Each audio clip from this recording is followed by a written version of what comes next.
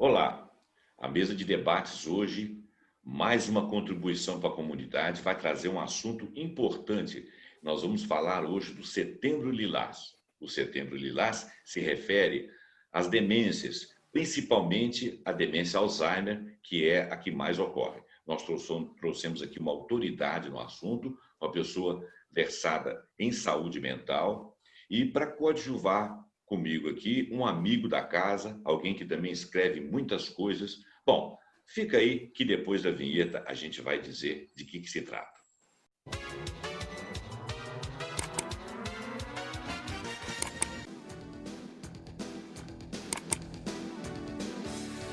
Olá, estamos começando a mesa de debates aqui na TVE de Juiz de Fora e na FM Premium. Como eu disse na introdução, nós vamos falar do Setembro Lilás, que se refere à demência de Alzheimer, mas também das outras demências. Nós chamamos aqui mais uma vez, que graciosamente a pessoa veio de novo aqui trabalhar com a gente, conversar conosco, especialista em saúde mental, que é o Luiz Bevilacqua. Uma figura muito bacana, a gente cada hora que a gente caminha na internet, a gente descobre muitas coisas interessantes dele, o trabalho dele é um trabalho bonito, ele já esteve aqui falando do Setembro Amarelo, e agora vai falar sobre as demências e a demência de Alzheimer em particular. E me coadjuvando aqui, junto comigo no programa, para arguir a competência do Luiz, está aqui uma outra pessoa que também é uma competência, que é o nosso amigo Wilson e hoje eu estou falhando. O Wilson Cirilo. E o Cirilo é uma pessoa que, inclusive, escreve livros, fala de gerontologia. As demências não são necessariamente coisas ligadas especificamente às idades, mas a idade favorece a demência. Claro que um conjunto de fatores no organismo podem levar as pessoas a demências. Faltas de minerais, problemas com vitaminas, mas mais provavelmente a probabilidade de aparecerem certas demências, por exemplo, Alzheimer, é a partir da pessoa mais velha, de 65 anos, em média, seria a maior probabilidade se a pessoa tiver essa tendência, né? E então, gente, Luiz, tudo bem? Muito obrigado por você ter voltado aqui, né? Mais uma vez, vamos te acompanhar aí com a sua sabedoria. Perfeito? Está me ouvindo bem? Está me vendo bem? Sim, tá Tranquilo. tudo jóia, graças a Deus. Bacana. Ô, Wilson, você já teve um bate-papo aí com o Luiz anterior, enquanto nós estávamos fazendo ajustes técnicos aí, já. Eu notei que vocês já aprofundaram bastante no assunto, né? Tudo bem, Wilson? Seja bem-vindo Ótimo. novamente aí ao nosso trabalho. Tudo ótimo. Eu fui blindado essa noite, porque eu li um artigo do Dr. Luiz, importância da conscientização da saúde mental, né? E nesse artigo ele aborda a questão que o Alzheimer é uma doença neurodegenerativa, ela atinge mais ou menos 50 milhões de pessoas no mundo, e o grande dificultador de identificação é que Alzheimer é uma doença silenciosa. Ela se manifesta através de alguns sintomas que o doutor irá falar sobre eles daqui a pouco. Um tema muito interessante e gostaria de parabenizar vocês pelo tema do Setembro Amarelo, que teve uma repercussão na internet muito positiva. Parabéns ao Abramo e parabéns ao Dr. Luiz. E parabéns a você também, que você trouxe naquela entrevista muitos dados interessantes. Eu acho que a gente fez um trabalho razoável, um trabalho bacana, principalmente no tocante ao Dr. Luiz e o seu conhecimento. Infelizmente, eu tive a oportunidade de conviver com a minha mãe com Alzheimer, né? E, inicialmente, eu não acreditei no diagnóstico. E eu lendo sobre o assunto, a questão das demências, existem as demências vasculares, que são aquelas questão de irrigação no cérebro, pequenos infartos, pequenos derrames e tal, e que costumam ser reativados no cérebro se o neurônio não chegar a morrer, se for apenas um mau funcionamento, costumam ser desativados com alguns tipos de medicações, uma delas o Stugeron, que hoje eu nem sei quais que são usados. Mas eu li que existiam outras demências, e parece que é um sem número de demências, que eu não vou lembrar os nomes agora, mas a prevalência é do Alzheimer. Quase todas as demências hoje em dia são chamadas de Alzheimer. Mas os prognósticos das demências são diferentes, elas são similares, mas são diferentes, não é isso?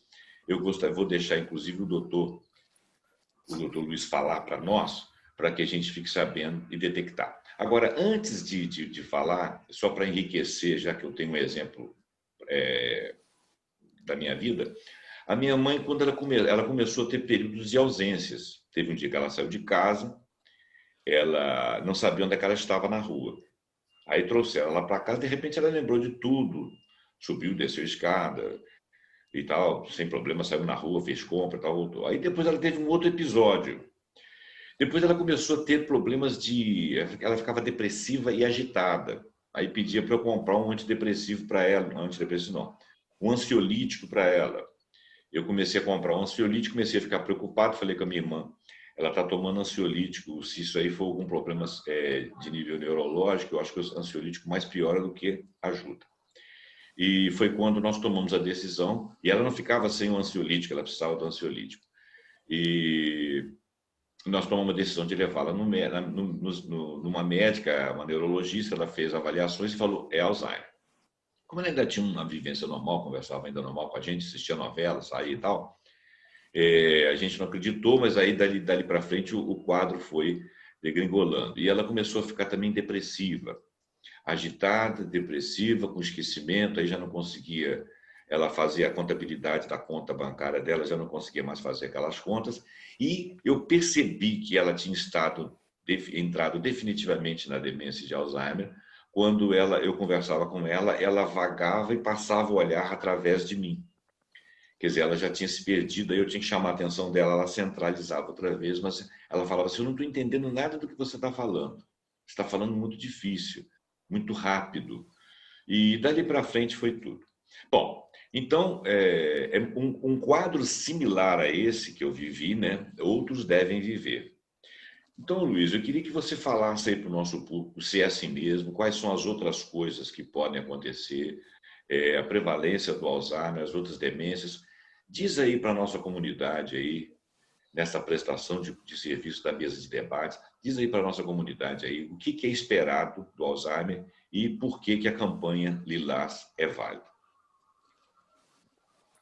Primeiramente, eu agradeço a oportunidade de fala. É um prazer estar aqui novamente com vocês. E é necessário a gente contextualizar um pouco sobre o setembro, que tem essa campanha específica para prevenção de demência e da doença de Alzheimer especificamente. A Federação Internacional de Doença de Alzheimer iniciou essa campanha e ela representa todas as associações responsáveis pelo cuidado e promoção do tema no mundo.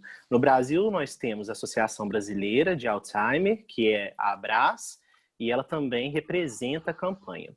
A ideia, que também é representada pelo Dia Internacional da Doença de Alzheimer, que é dia 21 de setembro, todos os anos, é promover conhecimento a respeito, prevenindo a doença, cuidando de quem já tem, incluindo a pessoa que sofre dessa questão, e eles têm uma perspectiva também de cura para o futuro. Então, eles investem muito nas pesquisas e em ações que vão levar até esse ponto para que a situação melhore, porque hoje em dia temos uma crise de saúde mental, uma das mais importantes do século XXI, devido a essas questões envolvendo contextos de sofrimento relativos a isso.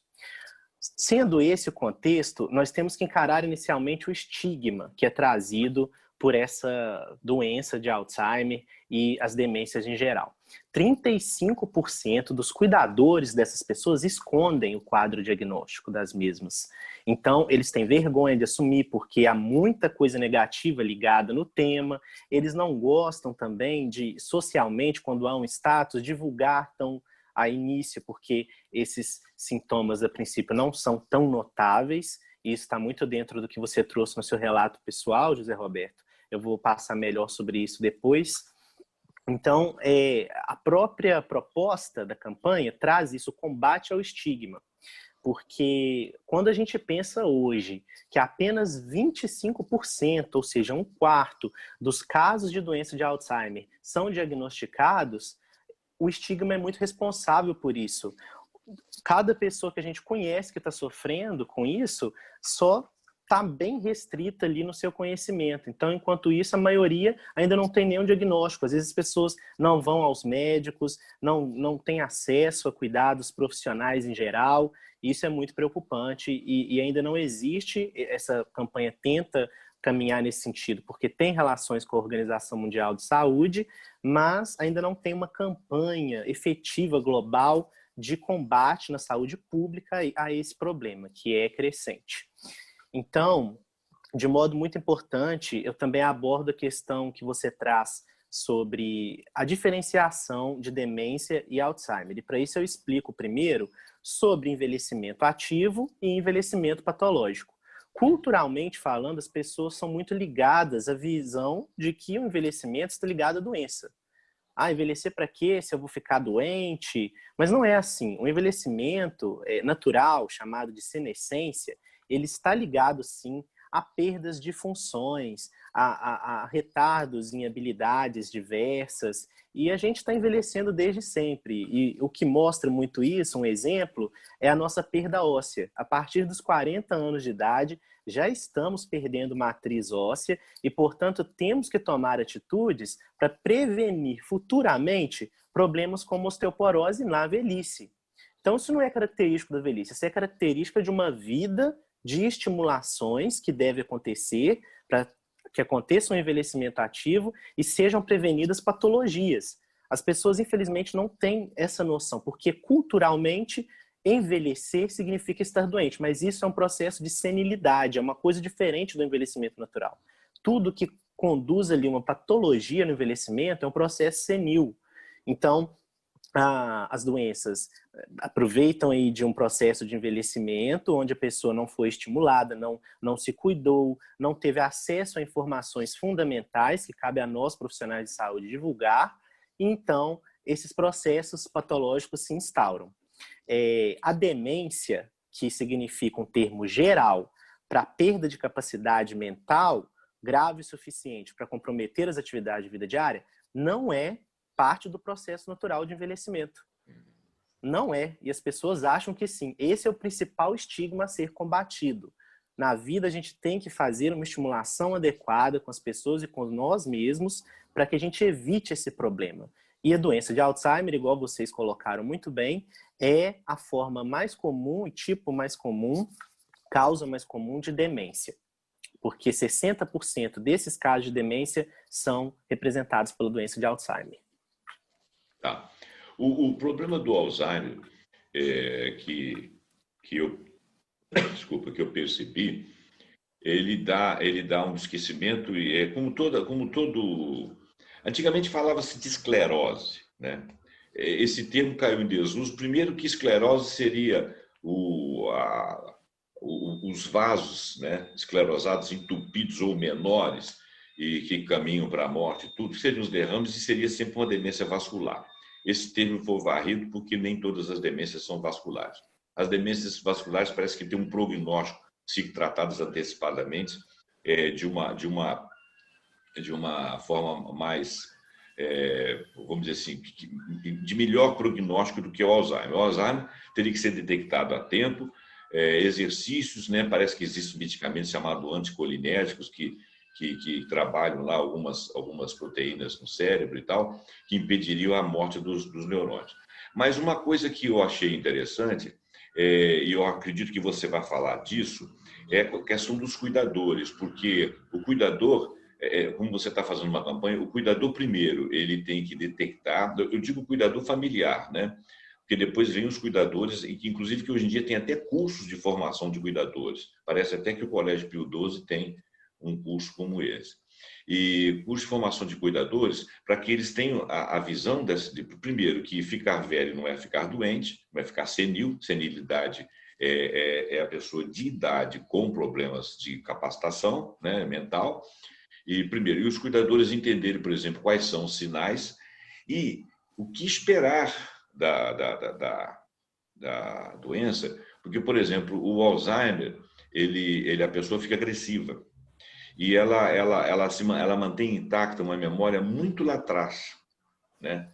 E é uma coisa recorrente, você vê as pessoas, a minha avó, mas ela já teve isso com 92 anos, ela lembrava de coisas da juventude dela, não lembrava de nada depois disso.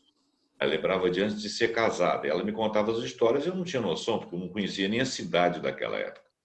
E a minha mãe também passou por esse aspecto. E é uma coisa irritante. Eu sou obrigado a dizer o seguinte: é irritante. A pessoa te pede uma coisa que para ela está no dia a dia dela, na cabeça dela. Você não tem como ter acesso àquilo. Ela imagina que não está na casa dela. Então, o cuidador tem que ser uma pessoa preparada. Então, a pergunta que eu te faço, antes de passar a palavra ao Cirilo, se o Cirilo quiser falar, pode me interromper. A pergunta que eu te faço é o seguinte: nessa prevenção, existe, em termos de saúde pública, alguma coisa que instrua os cuidadores? Primeiro, para acabar com o estigma. Segundo, para poder deixar as pessoas preparadas para passarem por esse embate. Esclarecer, deixar isso na ordem do dia, dar qualidade, porque as pessoas estão vivendo mais. Então, a probabilidade de acontecer o Alzheimer é maior. O que você acha, Luiz? Muito pertinente a questão, porque, para começar, a gente vê, igual eu citei a questão de crise de saúde pública mundial, a cada 3 segundos uma pessoa desenvolve demência no mundo atual. E é muito importante dizer que, embora não haja um programa único e mais amplo, efetivo para o cuidado da questão, existem várias ações na saúde pública de conscientização, preparo, e não apenas para o cuidado, mas também para não deixar o cuidador sobrecarregado. O cuidador precisa de ser cuidado. Porque, igual você trouxe alguns sintomas, e eu quero passar sobre eles também, principalmente iniciando aí com a perda de memória, mas a memória recente, ou seja, a pessoa ainda lembra o nome dela, uma história de vida, afinal, uma pessoa com muitos anos de experiência, mas ela começa a esquecer aqueles acontecimentos do dia anterior, ela começa a esquecer coisas que ela acabou de fazer, coisas que ela também faz de uma forma muito familiar e automática e, de repente, já não sabe mais. E aí, geralmente, o familiar ou a pessoa que convive começa a culpá-la quase por isso. Mas você já perguntou isso, você já fez isso, o que está acontecendo? Cria-se um estresse. A pessoa cria uma situação e um contexto onde é bem complicado para todo mundo. Então é importante entender que a pessoa não tem consciência de que ela já fez aquilo, que ela já falou aquilo, e não se deve colocar isso para ela de uma forma prática. Olha aqui o que você está fazendo, porque isso causa um sofrimento severo. Imagine você fazer alguma coisa achando que você não fez ainda. Você se sente muito mal.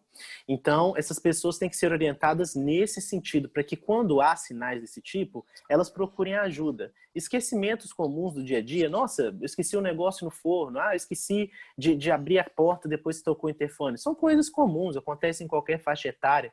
Mas, a partir dos 65 anos, principalmente, como dobram as chances de desenvolver doença de Alzheimer a cada 5 anos, após essa idade, nós temos que estar muito atentos para fazer uma prevenção e um diagnóstico precoce, porque esse diagnóstico precoce que vai prover mais qualidade de vida, mais possibilidades para o dia a dia da pessoa e também para a manutenção da saúde do cuidador, porque são complicações fortes lidar com isso. Há estágios diferentes para a doença.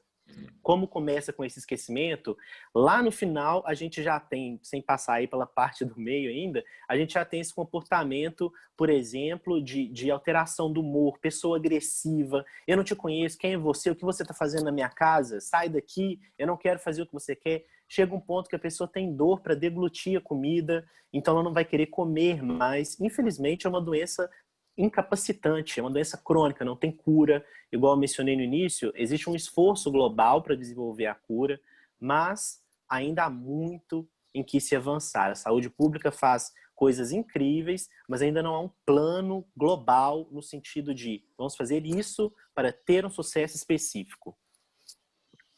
Doutor Luiz, foi muito bem colocado do senhor a questão de alguns sintomas, mas para o público geral, o senhor poderia mencionar outros sintomas? E outra coisa que ficou bem claro é a questão da saúde mental. A nossa mente ela pode criar doenças dependendo do estilo de proteção, do estilo de vida mental que a gente tem. Nós estamos abertos a doenças ou nós fizemos um paredão de saúde. É esse o entendimento que que eu gostaria que o senhor concordasse ou discordasse comigo.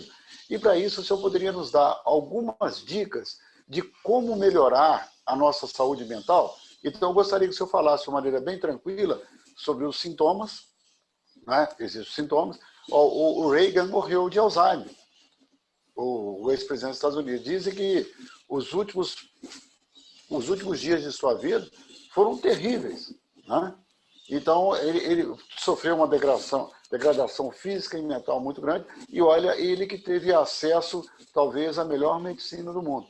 Então, eu gostaria que o senhor mencionasse os sintomas e nos desse alguma dica do que como nós poderíamos fazer para melhorar a nossa saúde mental de maneira preventiva. Por favor.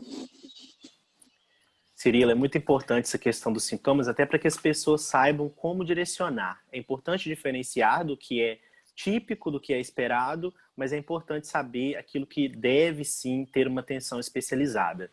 Então, além dessa questão da memória, que costuma ser o primeiro sinal, nós temos comprometimentos na linguagem. A pessoa esquece como falar algumas frases, esquece algumas palavras e não se lembra depois. Ela simplesmente esquece completamente aquela palavra. Ela também fica com baixo discernimento ou julgamento. Por exemplo, vai comprar uma coisa, eu dei R$100 para atendente, porque... Por que você fez isso? Porque realmente eu quis ajudá-la, ela precisa. Então, R$100 era um dinheiro que ele não podia gastar de jeito nenhum. Foi muito inapropriado. Além disso, o que o José Roberto também citou aqui, a desorientação e a perda de noção do tempo, sinais muito característicos. A pessoa não sabe mais o mês que ela se encontra, porque é normal esquecer um dia da semana. Agora, não lembrar mais o mês, isso é uma coisa que chama atenção. Mas ela também começa a se perder. Eu estava lá na rua, então não sei como voltar para minha casa. E aí a pessoa desaparece. Então, isso chama tanta atenção que as pessoas realmente costumam procurar ajuda nesse momento. E isso já está caminhando para um estágio mais intermediário do quadro. Por isso é importante prestar atenção nesses iniciais, principalmente a perda de memória recente. Além disso, nós temos também afastamentos sociais, quando a pessoa ainda trabalha, questões que tiram também esse foco, não quero mais. Por quê? A pessoa se fecha, ela não conversa, ela não tem mais interesse, aquela pessoa que tem uma alteração muito nítida e repentina da personalidade própria, aquela pessoa que era de um jeito extrovertido e de repente não mais compartilha nada com ninguém. Então, esses são sinais que chamam muita atenção e são mais importantes, assim como trocar as coisas de lugares. Por exemplo, coisas graves que a gente tem que pensar aqui. Não é uma coisa, coloquei a chave do carro em cima da escada. Não é isso. Eu tô falando de colocar um sapato na geladeira, tô falando de ir sair para trabalhar e colocar, por exemplo, um chinelo. Tô pronto, tchau. Mas vai trabalhar de chinelo? Sim. E a pessoa está convencida de que aquilo não é inadequado. Porque ela perde esse julgamento social em relação ao que o outro espera dela mesma. E como que a gente previne? A gente tem que pensar nos riscos, fatores de risco. 80% dos casos de doença de Alzheimer estão ligados a problemas cardiovasculares. Então, acidente vascular cerebral, infarto e outros riscos como obesidade, fumar, abuso de álcool, alta pressão arterial, diabetes, todos são fatores que podem e devem ser controlados, porque outros, como a idade mais avançada, a gente não consegue controlar, mas esse sim. Então a gente tem que pensar em estilo de vida. O estilo de vida hoje é o principal componente no desenvolvimento de doenças crônicas, ou seja, doenças que vão progredindo e ainda não têm cura. Então a gente trabalhar na alimentação, porque uma dieta rica em gorduras, açúcar e sal também favorece o desenvolvimento da doença, e na prática de exercício físico, que seja uma caminhada, que seja uma atividade ao ar livre. Hoje enfrentamos uma pandemia e o tema deve ser mais discutido que nunca. Agora, com segurança, uma pessoa pode, com máscara e os cuidados, sair para caminhar num ambiente que não tem muita circulação de pessoas. Pode e deve, porque a atividade física é essencial. Você colocou a questão da mente, ela melhora não apenas os aspectos da habilidade motora, mas também aspectos de processamento sensorial, aspectos da cognição. Então, temos que pensar sempre também no desafio do próprio cérebro. Porque a pessoa que se estimula fazendo coisas que gosta, a pessoa que também adquire novos padrões de atividade na rotina, fazendo ali uma palavra cruzada, um sudoku, uma leitura, uma troca cultural, ou falar da própria história, que é uma coisa que as pessoas idosas gostam de fazer, também beneficia bastante. Isso representa alguns dos pontos que a gente pode defender para promover essa atenção mais que necessária. Porque, embora a gente esteja falando de uma doença característica da velhice avançada, a gente também vê 1 em cada 20 pessoas com a doença de Alzheimer tem a partir de 40 anos de idade. Então, não só a doença de Alzheimer, mas outras demências têm afetado cada vez mais pessoas mais jovens. O declínio cognitivo vem acontecendo mais precocemente. Então, é muito importante estimular a cognição. Uma outra coisa que eu queria colocar, vinculada à dieta, é que consumir 1 unidade de castanha de Pará por dia está comprovado que faz bem para a cognição. Isso faz uma manutenção das capacidades mentais e também promove um pouco, bem como se envolver em novas experiências, ou seja, aprender um novo idioma, frequentar um grupo. O grupo tem um valor muito bom para as pessoas idosas, esse tipo de coisa que aponta caminhos importantes. Ô, Luiz, deixa eu só falar uma coisinha pequena e vou te passar a palavra. Você falou sobre a questão da atividade. Teve um doutor aqui que falou conosco o seguinte, sobre a questão de psicobiologia da atividade física, que você está fazendo atividade, não apenas a respiração, mas o pensamento, você está organizando o pensamento. Mas eu vou deixar o Wilson falar. Diz aí, Wilson. Eu achei interessante tudo isso, e como eu disse no nosso intervalo, eu cheguei a ler um artigo produzido pelo Dr. Luiz, e ele falou que uma atividade simples, um compromisso simples de uma pessoa pode ajudar no sentido da prevenção e amenizar um sofrimento. Por exemplo, uma pessoa tomar a obrigação de limpar um quintal, criar uma rotina, é isso? Porque além do compromisso mental, ela sabe que ela tem que fazer aquilo, ela faz uma atividade física. E outra coisa também que ficou claro, pelo menos no artigo, é que pequenos objetivos, né? Quinta-feira eu tenho que ir no supermercado comprar carne de boi. Sexta-feira eu tenho que ir na quitanda comprar verduras, né? E também gostaria que o senhor falasse assim de maneira bem clara o que são alimentos não inflamatórios, porque as pessoas não sabem o que são isso. E os alimentos inflamatórios, eles criam uma situação favorável para o Alzheimer aparecer. O senhor poderia nos dizer sobre isso? E só para fechar o raciocínio, Abramo, sim, eu faço caminhadas direto e eu tenho como é chique falar, eu tenho uma personal trainer que vem na minha casa 2 vezes por semana. Hoje eu fui na academia, fiz os testes, aí depois eu fui chamado na secretaria e falei assim, olha, infelizmente o senhor tem 62 anos e a academia não pode assumir a responsabilidade de tê-lo aqui por causa dos protocolos de segurança. Eu aceitei novamente, falei assim, olha, não desistirei de fazer a minha caminhada, a minha corridinha diária e manterei o vínculo empregatício com a minha personal trainer até que o quadro se modifique. Então, é o que o doutor falou, a questão de objetivo claro. Você quer fazer isso? É importante você ter uma rotina. O importante é você ter uma rotina saudável. Eu gostaria que você falasse sobre isso. É muito adequada a sua colocação a respeito de técnicas que a gente utiliza de reminiscência para recordação. A gente não deve confiar em nossa memória.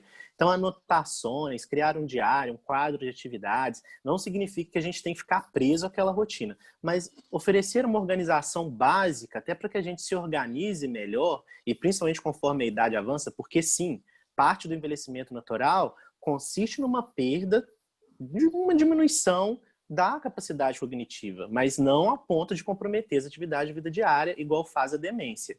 Então, a gente tem que se estimular. Essas novas experiências são fundamental, igual eu mencionei previamente, porém, a gente tem várias estratégias para isso, desde o uso de uma agenda, até o hábito de uma escrita. Você citou aí limpeza, cuidar de algo, ajudar as pessoas. Tudo isso ajuda não só na cognição, mas ajuda também na saúde mental. As pessoas se sentem bem ajudando as outras. A socialização é fundamental para se ter saúde nas idades avançadas, essas trocas com os outros. As pessoas se fortalecem, se apoiam dessa forma.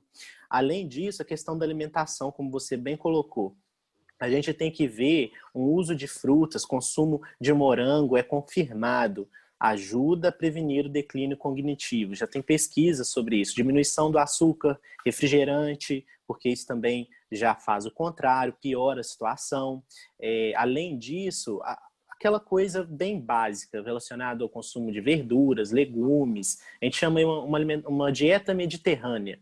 A gente coloca dessa forma porque isso atinge mais as pessoas. Eu queria também fazer só um elo com a minha profissão, a terapia ocupacional, porque sendo a profissão que permite que as pessoas participem nas atividades que são importantes para elas, nós temos níveis de atenção diferentes para a pessoa de Alzheimer e a pessoa com doença de Alzheimer, e além disso, atuamos em todos eles, tanto na prevenção, promovendo saúde e levando esses conhecimentos. Uma outra coisa também que eu não mencionei, o consumo de óleo de peixe, ômega 3, também faz muito bem para a prevenção do declínio cognitivo. E a gente também trabalha com esse tipo de promoção junto com outros profissionais desse conhecimento, como nutricionista. E na reabilitação, já quando existe um quadro instaurado, como é importante um diagnóstico precoce, a gente tem que fazer reabilitação e cuidar de quem cuida. E para isso tem uma equipe multidisciplinar. Tem o cuidado do médico, do fisioterapeuta. A ciência mostra que a intervenção da terapia ocupacional é tão eficaz no tratamento da doença de Alzheimer quanto a medicação. Então, a gente tem um papel muito fundamental. Além disso, também nos cuidados paliativos, que não representam conhecimento geral, mas existe um cuidado específico para quadros muito graves, igual vocês mencionaram, o presidente dos Estados Unidos no final de sua vida, onde a gente cuida daquela pessoa oferecendo o máximo de qualidade de vida e bem-estar naquele quadro de muito sofrimento e onde já não tem muito o que ser feito. Mas a gente mantém uma dignidade, a gente mantém sim uma estimulação até vinculada ao cognitivo para que a pessoa seja valorizada e se sinta bem, mesmo que nos dias finais de vida. Gente, nós estamos caminhando para o final do programa e eu acho que o Luiz finalizou ali a fala dele com várias peças de raciocínio que são espetaculares para nós. Eu acho que o programa fez uma contribuição muito grande aí à nossa comunidade.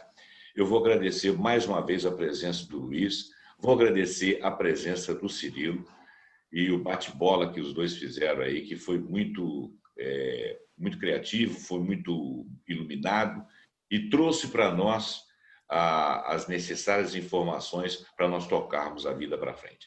Eu vou agradecer aos dois. Luiz, muito obrigado. Cirilo, muito obrigado por vocês estarem aqui conosco nesse momento. E vou terminar o programa porque nós estouramos o horário. E vou agradecer a sua presença, a sua assistência, a sua paciência e vou pedir para que você passe esse programa para frente. Por quê? Porque a mesa de debate fez aqui uma contribuição ao público. É a nossa vocação e a nossa intenção. E a TVE e a Rádio Prêmio, a FM Prêmio, está aqui para isso. Passe o programa para frente, para se disseminar, para as pessoas ganharem esse conhecimento e terem acesso a essas boas palavras que foram ouvidas aqui. Muito obrigado e até o próximo Mesa de Debate.